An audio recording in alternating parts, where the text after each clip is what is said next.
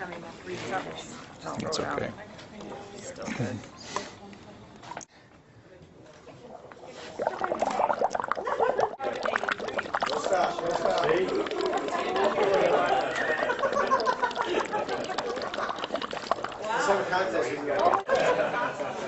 And there you go. I just took something that was way up at a 10 pH and I dropped it below 7 just by breathing into it.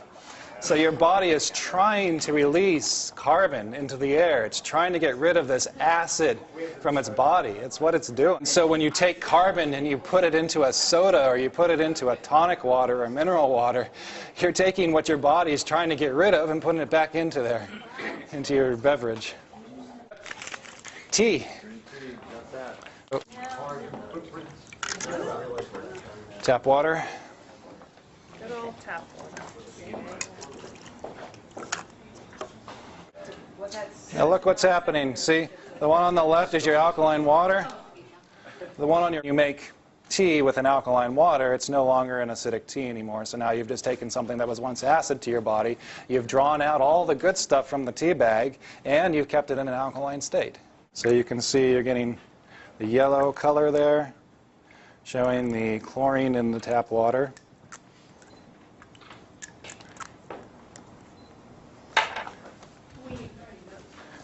This is a very acidic produce right here. This is a lemon. So watch what happens when you cut up a lemon. As you can see how horribly chlorinated this water is. Watch what happens when I put the lemons in there. Look what's happening to the water. Oh, it's clear. Oh, What happened? It's good to have lemon in your water. No, well, don't eat the lemon, because what happened to the chlorine? No, it's absorbed. The chlorine went into the lemon. Don't eat the fruit. So if you wash your produce in tap water, guess where all that chlorine and fluoride and disinfectants and rocket fuel and everything else is going? It's going into the acid. It's going into your produce. And when you put it up on the top alkaline level, what the byproduct is coming out of the disposal is a very, very strong acid. So now, from the same machine and the same tap water, I just created good acid. My strong acid just came out of my water ionizer. So this, instead of using chemicals like Clorox or things that you'd buy from the store, use this on your countertops to clean the bacteria off. Soak your sponges in there. Soak your toothbrushes in there to keep them sterile and clean. If you have a cut or if you have a rash, putting this water on your rash is much, much better because it's a natural acid. It'll get in there and absorb the oils, whatever it is that's creating the rash, it'll absorb that. If you have acne problems, putting this on your face is really good because it absorbs the oils and the dirt from your face. So it's a very, very nice natural astringent. What was the setting that you would use for your plants? I remember there was one, you would put an acid water. Yeah, just about 5.5. So in Japan they call this beauty water. They actually will create this water at this pH and bottle it up and sell it to you for a lot of money.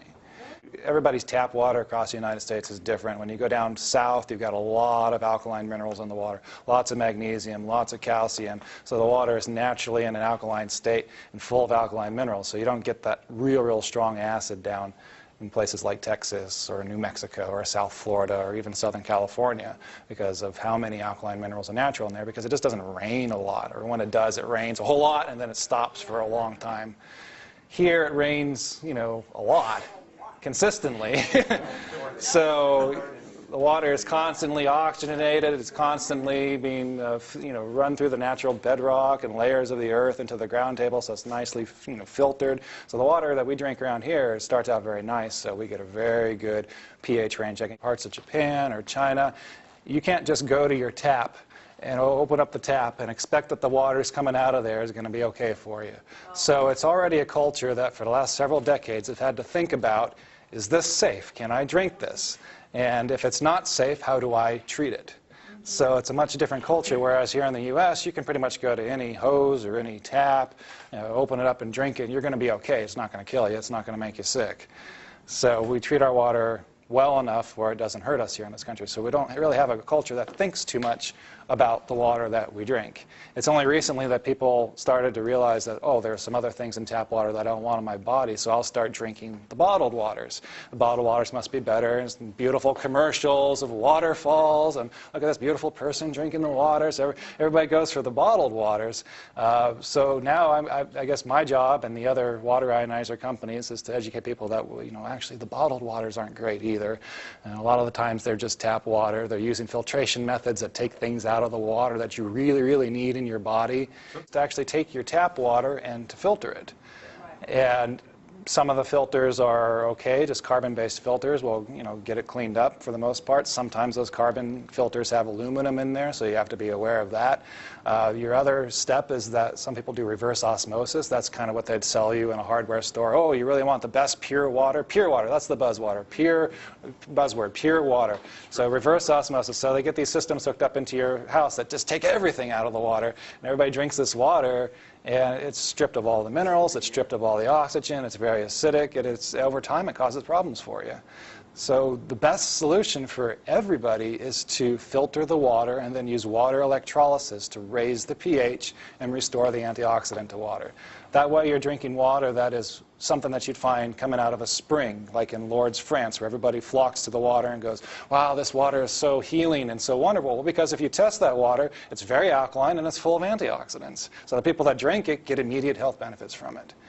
And everybody can do that in their own home now. That's why these water ionizers are so popular now in the Asian market. So like 1 in 3 homes has them now. The antioxidant in the water lasts maybe 24 to 48 hours. It starts to go down as soon as it's made. And the reason for that is once water has been removed from its energy source, whether it's an electrolysis from a water ionizer or the sun or from kinetic energy moving around the creek bed or a river bed, once it's removed from that source, then it starts to die. Because the same free radicals that turn a banana brown when you peel it, you know, you peel a banana, it starts to turn brown, or you bite into an apple and it starts to turn brown. The very same free radicals that are breaking those things down and making us age and getting us older every single day are the same thing that attacks the water.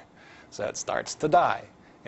Things need to be energized. They have to have an energy source in order to stay alkaline and antioxidant and good for us.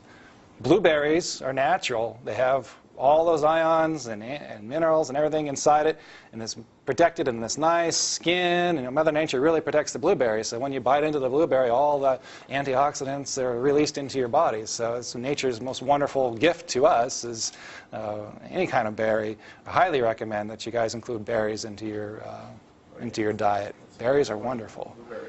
Two things I want to read to you guys. One is testimonials, and one is a segment from this weight loss book.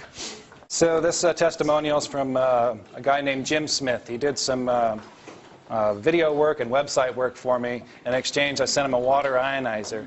And I asked him a few months later, how's it going? And he wrote this email to me. He says, I've been drinking Genesis ionized water since October of 2008. At that time, I weighed 450 pounds and was taking medications for high blood pressure, type 2 diabetes, cholesterol, and other heart-related issues. It's now June 1st, 2009, so just about 8 months he's been drinking the water, and he's lost 70 pounds. He's cut his blood pressure medication from 200 milligrams to 50 milligrams a day. He's eliminated glipizide for his diabetes and metformin for his diabetes medications, from 2,000 milligrams per day to 1,000 milligrams per day, and routinely never sees a blood sugar finger stick above 130. He's also eliminated or reduced dosage on 3 other medications. A University of Washington study showed that 1 glass of water shut down hunger pangs for nearly all dieters in the study. And German researchers found that drinking water increases the rate in which you burn calories. Just 2 cups of water increased metabolic rate by almost 1/3, and it stayed up for about half an hour. When they reported their findings in the Journal of Clinical Endocrinology and Metabolism, they calculated that getting an additional 1.5 liters of water per day for a year would mean burning off an extra 17,400 calories, or about 5 pounds. So literally, just drinking this water, you will lose weight. And that's it.